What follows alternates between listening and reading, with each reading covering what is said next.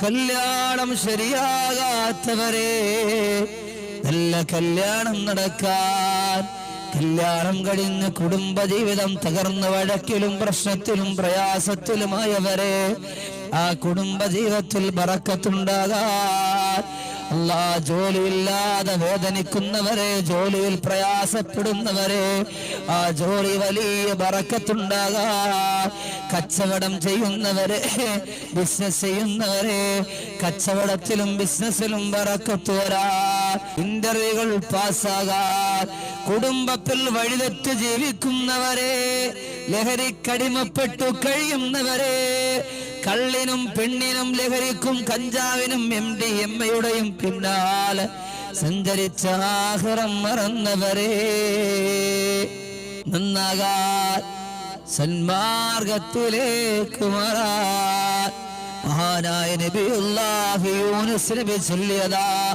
എല്ലാം തകർന്നു തരിപ്പണമായി ഇനി എന്ത് ചെയ്യും റബ്ബേ എന്ന് ചോദിച്ച് വിഷമിക്കുന്നവരെ, നിങ്ങളെല്ലാം തകർന്നു, ജീവിതത്തിന്റെയും മരണത്തിന്റെയും ഇടയിലാണ്, നീ എന്തു ചെയ്യണമെന്നറിയാതെ സ്തംഭിച്ചു നിൽക്കുന്നവരാണോ?